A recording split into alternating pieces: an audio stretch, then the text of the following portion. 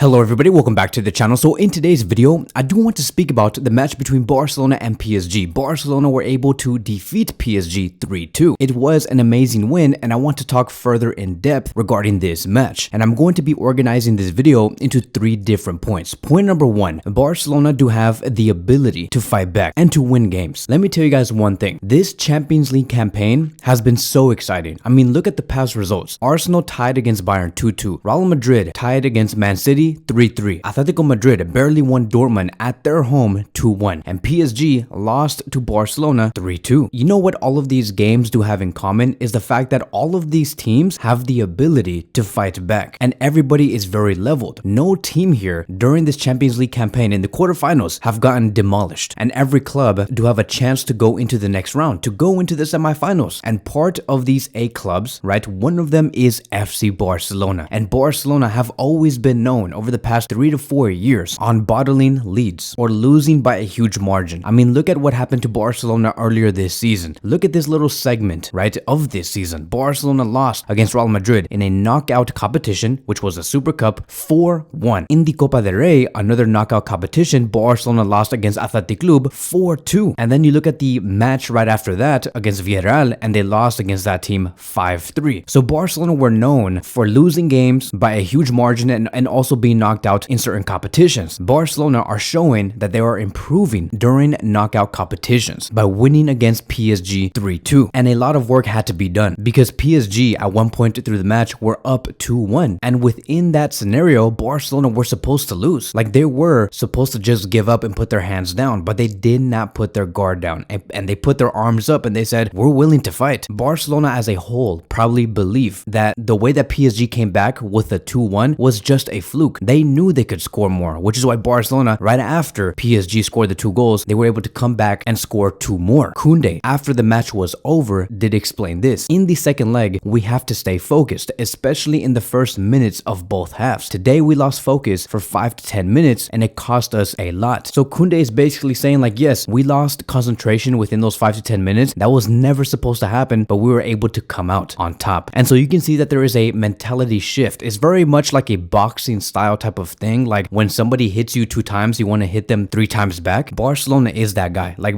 Barcelona right now is Rocky Balboa. And so now, moving forward, it's a matter of, can we maintain this mentality of always coming back and knowing how to suffer in the second leg? Because let me tell you guys, PSG is going to be threatening us. I do think that PSG will score maybe 1 goal against us at our home. I really do think so, because PSG is a good side, and I give them credit for always trying to test Barcelona. And it's going to be up to Barcelona, right, once they do concede that goal, on whether they're going to be acting nervous or just come out stronger. So far, so good though. Barcelona know how to come out stronger. Point number 2, I want to speak about Araujo. Araujo against PSG was basically Mascherano. I don't know if you guys are familiar with Mascherano, but he is an Argentinian central defensive midfielder or a center back. He is a complete legend to Argentina and also to FC Barcelona because of how he played on the pitch. Mascherano was a monster, somebody who always intercepted, somebody who defended with their heart. Just think about Xavi, but on steroids and shorter. I'm comparing Araujo to that monster there. Araujo was so physically dominant against PSG, it wasn't even funny. The fact that he's so strong, aggressive, a monster at covering so many ground duels, and most importantly, really fast. And the way that he does run, right, Araujo is a monster for Barcelona, and we just cannot let go of this player. This guy here is a player that should be with us for the next 10 years. And the way that Araujo denied Barcola when he was about to make it maybe 3-2 on the 70th minute was huge. When Araujo made that tackle, I'm like, dude, that reminded me of Mascherano making the tackle against the Netherlands during the 2014 World Cup. It's the exact same vibes. Like, they hustle, they run to that position. Like, about a second ago, Araujo was not even in that position to block the player's shot. He was like way behind Cancelo, and Cancelo couldn't even keep up, but Araujo came in the last moments. And that is what makes a center back so special, is that you can not just tackle, but you can also tackle with a lot of speed. And the partnership that Araujo is building with Cubarsí is probably the best center back pairing in the world right now. And I would still be saying these things even if I was not a Barcelona fan. Like, I do like other center back partnerships like Militao and Rudiger, also Saliba and Gabriel with Arsenal, and I also like other center back partnerships like Van Dijk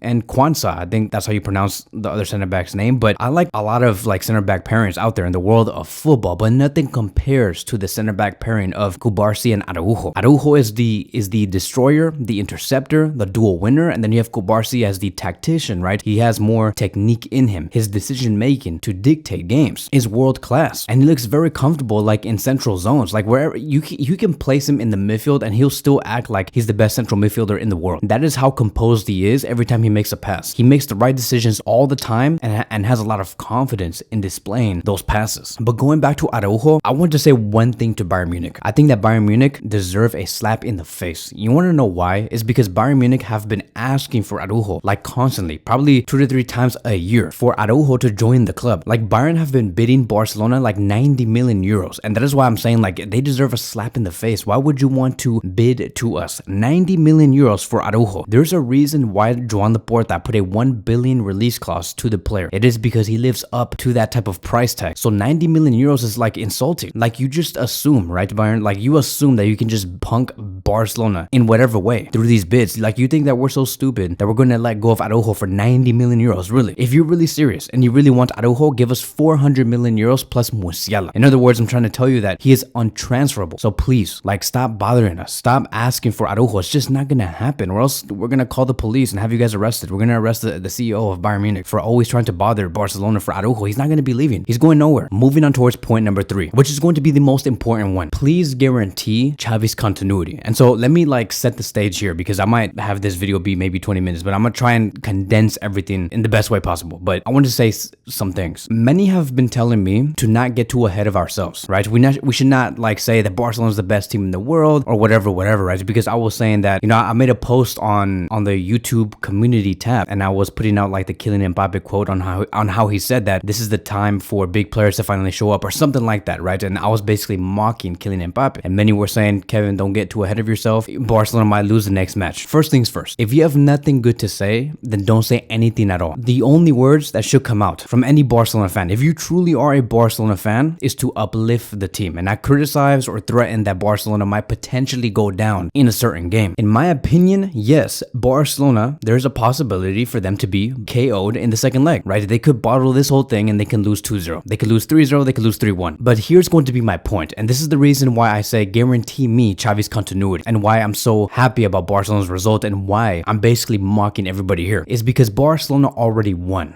Because if Barcelona get KO'd in the second leg, then what, right? And they lose, and what? Do you really think that matters? Do you really think it matters for Barcelona to be knocked out in the second leg? Like, does that change anything for you guys? Should Xavi get fired just because Barcelona get knocked out in the second leg? Should we all go back to the agenda of saying that Barcelona is finished just because they get knocked out in the second leg? The reason why I continue to say that I am excited and why I'm saying that this is a brand new Barcelona is because we're continuing to improve under Xavi Hernandez. Under every other manager that we have had post Luis Enrique, we barely improved. We barely made any few adjustments to further our game. Under Xavi, we're only seeing drastic improvements. We're only going up the ladder. Like, I do not care if Barcelona get knocked out in the Champions League in the second leg. I really don't. And I also don't care if Barcelona end up in the second place in La Liga. What I care is for Barcelona to compete in all competitions and to fight and to make small improvements along the way. That is what I want to see with this Barcelona team, because that is what signals a great sporting project, is to always be in the conversations. Only Xavi Hernandez can build something like this. Barcelona so far, since Xavi took over, he has improved in many aspects of the game. The goals have improved. The mentality this season has improved. The defense, yes, we have had that little fluke through the season. We have had those little moments where we're like, oh my God, like we're conceding 4 to 5 goals per game. But overall, if you look at Barcelona's defensive displays as of late, we are much more sturdy. There's much more character in our defensive line, and there's just more flavor because of Kubarsi. Barcelona's defense look much more focused. It has improved. We can overcome tough opponents. We can play out from the back so well. Our pressing is so effective, much better than before. Players are improving. Even the youngsters are improving. And we finally reached a new level in the Champions League, which is the quarterfinals. Position that Barcelona have not been in since like 2020 or maybe even before that. And so to me, I see this as a step up. And that is why I do say, like, okay, if Barcelona get KO'd in the second leg, it does not matter. Like, bro, it really does not matter. And the fact that Barcelona have been doing all of this with Xavi, right? All of this with no pivot, and had to rely on 2 youngsters, a 16-year-old player and a 17-year-old player, with also Xavi not having any buying power over the past 2 years. I'm like, dude, how are you going to say that if Barcelona get KO'd, Xavi Hernandez should leave Barcelona? Because that is what it basically means when you say, let's not get too ahead of ourselves. Let's not over-celebrate or whatever because we could get knocked out. But okay, right? Like, okay, if we get knocked out, then what? And what? Who cares? We should celebrate because we have improved. Barcelona have been so limited financially that we have just no pool power, no buying power,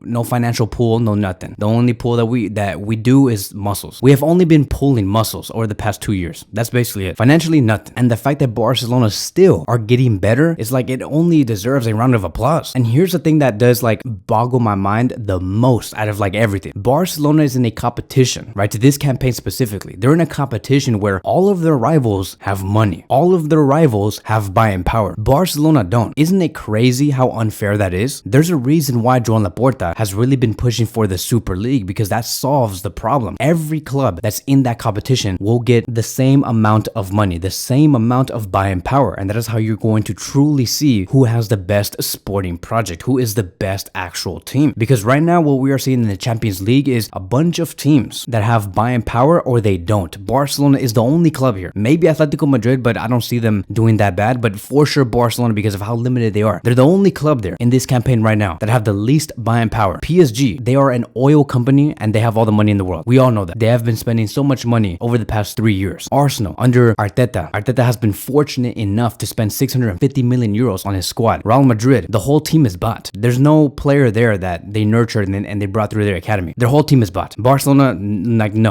probably 60% of their squad is bought. 40% of it is coming through La Masia. Manchester City, why would I even want to explain myself? Man City are only a buying club. Bayern Munich, you can say that Bayern Munich have no money, but why would they want to continue to bid for Araujo at a price tag of 90 million euros? They have money. And so this is me not complaining, right? This is me celebrating, because Xavi continues to show that he has the capacity to take Barcelona to new levels under horrible conditions. We already won. We have beaten PSG 3-2 in a competition where everybody's even right now. Everybody has the exact same results. It's 3-3, 2-2, 2-1, whatever. Barcelona's in the conversation. Barcelona could not do that before. So it just makes no sense for us to say, okay, Barcelona get KO'd, right? Then what? We just give up and we restart and we get a new manager? It just doesn't make any sense to me. This 3-2 win over PSG only confirms to me even more that we should greenlight the continuity of Xavi no matter what happens in the second leg. I don't care what happens in the second leg. I really don't. And Barcelona have to do their part to persuade Xavi to continue at this club. I just find it so fascinating that Barcelona were able to boss around PSG, even though I know that PSG also had their little moments here and there, but they were able to boss around PSG while missing a CDM. Xavi placed Christensen in the second half for a reason, because he wanted more sturdiness in the midfield. He wanted it to be more solid, and he ended up scoring the goal for Barcelona. The third goal, the winning goal, a CDM, a pivot, a player that does not even devote his work as a pivot. And you know what's so even more crazy about this whole thing is that Christensen, because he got a yellow in this game, will not be playing in the next match, in the second leg. We're going to be left with no CDM versus PSG at our home. You can say, but Kevin, Xavi can just use a new CDM. Don't worry. You think Xavi has options like Arteta, Guardiola, and Luis Enrique has? You think Xavi has those options? No, he does not. Like, it's Christensen and that's it. We don't have a pivot. And so we're going to have to continue to find ways to see how can we beat PSG. And if we end up beating PSG in the second leg, I'm going to riot on this channel. I am going to be so petty. I'm going to be so toxic to every person that doubted Barcelona in this season and every PSG YouTube account that doubted Barcelona. I'll be the worst person. I will be your worst enemy if Barcelona end up going through. Because to be honest, I still see PSG as favorites. I really do. I still think that there's a possibility that Kylian Mbappe and Dembele could show up and beat us. But even then, if we get knocked out, then what? I don't care. We don't care. We need to shift our mentality as a whole and just see this as a win already. We won. Like, let's just continue to play our game for the rest of the season and go into the next one with a few more signings and continue to move forward from there. But that is it. That is going to be wrapping up today's video. Thank you guys so much for watching, and I will see you guys in the next one.